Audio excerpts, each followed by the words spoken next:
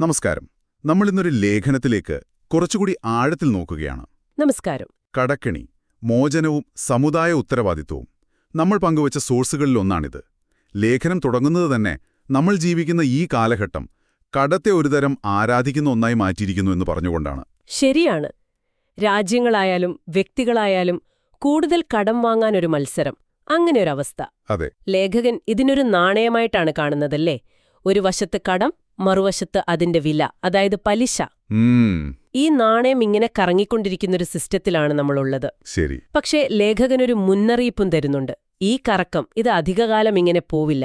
ആ നാണയം നിലത്ത് വീഴാൻ സാധ്യതയുണ്ട്. ഓഹോ, ഒരു വലിയ തകർച്ചയുടെ സൂചനയാണോ? ഒരു പക്ഷേ അങ്ങനെ വായിച്ചെടുക്കാം. അപ്പോ നമുക്ക് നോക്കാം, ഈ ലേഖനം കടത്തെയും പലിശയും എങ്ങനെയാ കാണുന്നത്, പിന്നെ ഈ സാമൂഹിക ഉത്തരവാദിത്വത്തെക്കുറിച്ച് പ്രത്യേകിച്ച് ഒരു വിശ്വാസപരമായ കാഴ്ചപ്പാടിൽ നിന്ന് എന്തൊക്കെയാണ് പറയുന്നത്. ശരി. ലേഖനത്തിന്റെ ഒരു പ്രധാന പോയിന്റ്, പലിശ എന്നത് വെറുമൊരു സാമ്പത്തിക ഇടപാടല്ല, അതൊരു സാമൂഹിക തിന്മ കൂടിയാണ്. ദൈവം വിലക്കിയിട്ടുണ്ട് എന്നുള്ളതുകൊണ്ട് വ്യക്തിപരമായി നമ്മൾ അതിൽ നിന്ന് മാറി നിൽക്കുന്നത് അതൊരു പരീക്ഷണത്തിന്റെ ആദ്യ പടി മാത്രമാണെന്നാണ് ലേഖകൻ പറയുന്നത്. ഓഹോ, ആദ്യപടി മാത്രം. അതെ. ഇതിനൊരു രണ്ടാം ഭാഗമുണ്ട്. അത് പലപ്പോഴും നമ്മൾ അത്ര ശ്രദ്ധിക്കാറില്ല. അതെന്താണ് ആ രണ്ടാം ഭാഗം? മറ്റുള്ളവരെ സഹായിക്കുക. അതായത് ഈ പലിശയുടെ ഭാരം കൊണ്ട് കഷ്ടപ്പെടുന്ന ആളുകൾ ഉണ്ടാവുമല്ലോ, ഉണ്ടാവും. അവരെ സഹായിക്കുക എന്നുള്ളതാണ് ഉത്തരവാദിത്തം. പലരും പലിശയ്ക്ക് വാങ്ങുന്നത് മറ്റു വഴിയില്ലാത്തതുകൊണ്ടാണ്, ഇഷ്ടമുണ്ടായിട്ടല്ല. ശരിയാണ്. അപ്പോ ഒരു ചോദ്യം വരുന്നുണ്ട്, ഈ കെണിയിൽപ്പെട്ടവർക്ക് ഒരു ബദൽ സംവിധാനം അത് കൊടുക്കാൻ നമുക്ക് പറ്റുന്നുണ്ടോ? പലിശയില്ലാതെ കടം നൽകി അവരെ സഹായിക്കാൻ കഴിയുന്നുണ്ടോ? ലേഖനം പറയുന്നൊരു പ്രധാന ആശയം, ഒരാളെ പലിശയുടെ ഈ ദുരിതത്തിൽ നിന്ന് രക്ഷിക്കുന്നത് അത് മനുഷ്യരാശിയെ മുഴുവൻ രക്ഷിക്കുന്നതിന് തുല്യമാണ് എന്നാണ്. വളരെ പ്രധാനപ്പെട്ട ഒരു പോയിന്റാണിത്. പക്ഷേ ഈ പലിശയ്ക്ക് ചില ആകർഷണങ്ങളൊക്കെ ഉണ്ടല്ലോ, വ്യക്തിപരമായി നോക്കുമ്പോൾ. EMI, ക്രെഡിറ്റ് കാർഡ് ഓഫറുകൾ. അതെ, ലേഖനം അത് സൂചിപ്പിക്കുന്നുണ്ട്. പക്ഷേ സാമൂഹിക തലത്തിൽ അതിന്റെ പ്രത്യാഘാതം, അതിനെക്കുറിച്ച് എന്താ ലേഖനം പറയുന്നത്? അവിടെയാണ് അതിന്റെ ഒരു ഗൗരവം വരുന്നത്. പലിശ സമൂഹത്തിൽ ഭിന്നിപ്പുണ്ടാക്കുന്നു, പാവപ്പെട്ടവരെ കൂടുതൽ ചൂഷണം ചെയ്യുന്നു. അതാണ് ലേഖനത്തിന്റെ ഒരു വാദം. ശരി. പണമുള്ളവർക്ക് അതൊരു കച്ചവടമായിരിക്കാം, പക്ഷെ പാവപ്പെട്ടവർക്കത് നിലനിൽപ്പിന്റെ പ്രശ്നമാണ്.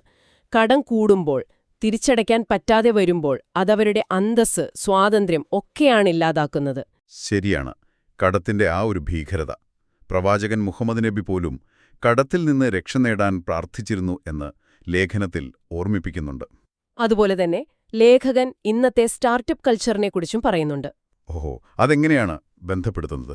ഈ വെഞ്ചർ ക്യാപിറ്റൽ ഫണ്ടൊക്കെ വാങ്ങുന്നത്, അതൊക്കെ കാണുമ്പോൾ വലിയ പുരോഗതിയാണെന്ന് തോന്നാം. പക്ഷെ അതും ഒരു തരം കടത്തിന്റെ സമ്മർദ്ദമാണ്, ഒരു ബാധ്യതയാണ് ഉണ്ടാക്കുന്നത് എന്നാണ് ലേഖകൻ നിരീക്ഷിക്കുന്നത്.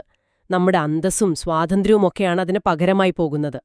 പക്ഷെ നമ്മൾ അതിലൊരു സന്തോഷം കണ്ടെത്താൻ ശ്രമിക്കുന്നു എന്നും പറയുന്നു. ഇൻട്രസ്റ്റിംഗ്. അപ്പോ ഇതിൽ നിന്നൊക്കെ എങ്ങനെ രക്ഷപ്പെടാം? എന്താണ് ഈ കടക്കെണിയിൽ നിന്നും പലിശയിൽ നിന്നും മോചനം നേടാനുള്ള വഴി? ലേഖനം എന്താ നിർദ്ദേശിക്കുന്നത്? ആശയം സിമ്പിളാണ്. 1. വ്യക്തിപരമായി നമ്മൾ കടത്തിൽ നിന്നും പലിശയിൽ നിന്നും പരമാവധി മാറി നിൽക്കുക.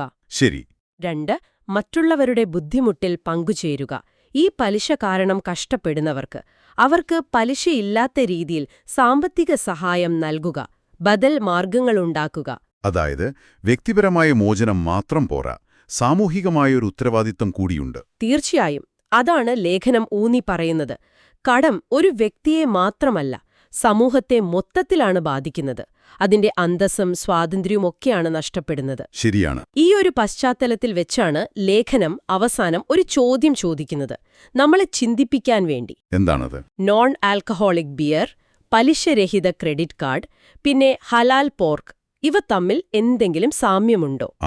അതൊരു ചിന്തിപ്പിക്കുന്ന ചോദ്യം തന്നെയാണല്ലോ.